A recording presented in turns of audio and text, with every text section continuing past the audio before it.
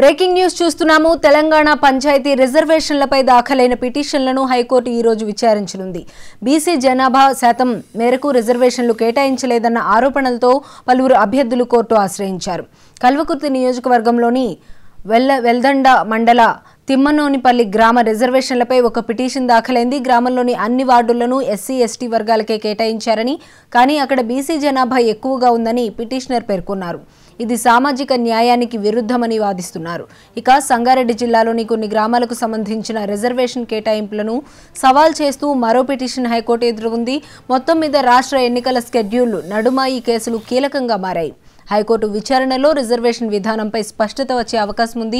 మరోవైపు తెలంగాణ పల్లెల్లో ప్రజాస్వామ్య ఎన్నికల సందడి మొదలైంది. గ్రామ పంచాయతీ ఎన్నికల ప్రక్రియ అధికారికంగా ప్రారంభం కావడంతో రాష్ట్రం మొత్తం ఎన్నికల వాతావరణంలోకి ప్రవేశించింది. జిల్లాల వారీగా ఎన్నికల యంత్రాంగం ఇప్పటికే సిద్ధమవగా తొలి దశకు సంబంధించిన నోటిఫికేషన్లు గురువారం విడుదల కానున్నాయి. దీనితో సర్పంచ్ వార్డు సభ్యుల నామినేషన్ల స్వీకరణ ప్రక్రియ నేటితో ప్రారంభమవుతుంది. 30 నామినేషన్ల పరిశీలన, సాయంత్రం బరిలో నిలిచిన అభ్యర్థులతో కూడిన తుది జాబితాను ప్రకటించనున్నారు.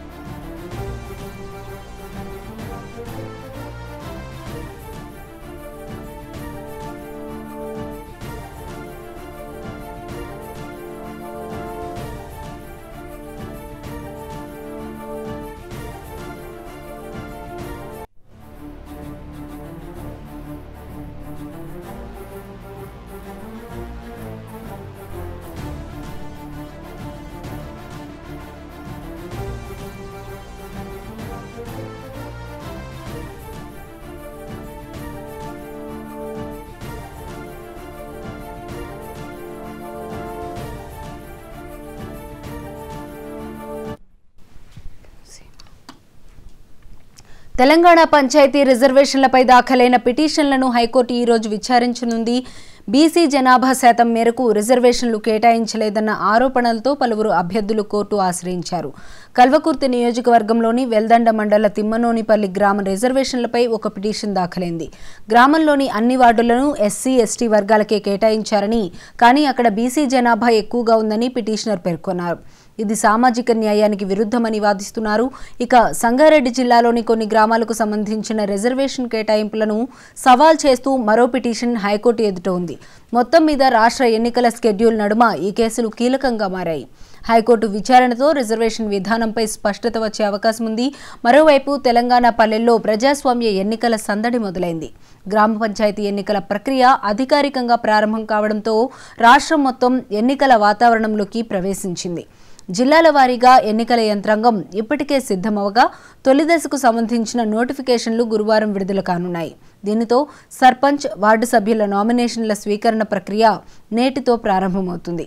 30 నామినేషన్ల పరిశీలన, సాయంత్రం బరిలో నిలిచిన అభ్యర్థులతో కూడిన తుది జాబితాను ప్రకటించనున్నారు. ఇక ఇదే అంశానికి సంబంధించి మరింత సమాచారం మా ప్రతినిధి శ్రీనివాస్ అందిస్తారు. శ్రీనివాస్, చెప్పండి. తెలంగాణలో గ్రామ పంచాయతీ ఎన్నికలకు సంబంధించిన అంటే రిజర్వేషన్లు సరిగా అమలు చేయట్లేదంటూ కూడా హైకోర్టులో పిటిషన్ దాఖలైంది. ఈ నేపథ్యంలో కూడా ఈ రోజు పిటిషన్ ను విచారించనుంది హైకోర్టు బెంచ్. అయితే ఏదో బీసీలకు సంబంధించిన రిజర్వేషన్లు అమలు చేయట్లేదంటూ కూడా ఈ పిటిషన్ వేశారు. అయితే ప్రధానంగా ఏదైతే అంటే ఇప్పటికే అంటే 2019 ప్రకారం అంటే పంచాయతీ ఎన్నికల ప్రకారము ఏదైతే రిజర్వేషన్లు అమలు జరుగుతున్నాయని కూడా ఇప్పటికే చెప్పిన నేపథ్యంలో కూడా అంటే బీసీ జనాభా ఎక్కువ ఉన్న గ్రామ పంచాయతీల్లో కూడా ఎస్సీ ఎస్టీలకు కేటాయించారు.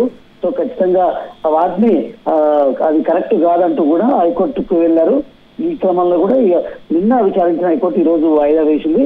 ఈ రోజు దానికి సంబంధించిన విచారణని అంటే విచారణ చేసి దానికి సంబంధించిన తీర్పుని హైకోర్టు ఇవ్వనుంది. ఈ క్రమంలో కూడా ఇప్పటికే అంటే ఒకవైపు పంచాయతీ ఎన్నికల ఏదైతే గ్రామాల్లో అడావుడి కొనసాగుతుంటే మరొక వైపు రిజర్వేషన్లపై కూడా విచారణ జరుగుతుందని చెప్పొచ్చు. ఎందుకంటే మొదటి విడత దీనికి సంబంధించి పంచాయతీ ఎన్నికలకు సంబంధించి ఈ రోజు నుండి నామినేషన్ ప్రక్రియ కొనసాగుతుంది. అయితే ఈ రోజు నోటిఫికేషన్ కూడా ఎన్నికల కమిషన్ విడుదల చేయడం నేపథ్యంలో కూడా హైకోర్టులో ఈ పిటిషన్ అయితే దాఖలని చెప్పొచ్చు. ఈ పిటిషన్ కి సంబంధించి ఈ రోజు విచారణ జరుగుతుంది. అదేవిధంగా సంగారెడ్డి జిల్లాలో సంబంధించిన కొన్ని గ్రామాల్లో కూడా ఈ రిజర్వేషన్లో సంబంధించి అమలు కావట్లేదంటూ కూడా మరొక పిటిషన్ దాఖలైన నేపథ్యంలో కూడా ఇవన్నీ వీటికి సంబంధించి విచారణ హైకోర్టు విచారించి తీర్పు ఇస్తుంది. అయితే ఏ విధంగా హైకోర్టు దీనికి సంబంధించి తీర్పు ఇస్తుంది అనేది మాత్రం చూడాలి.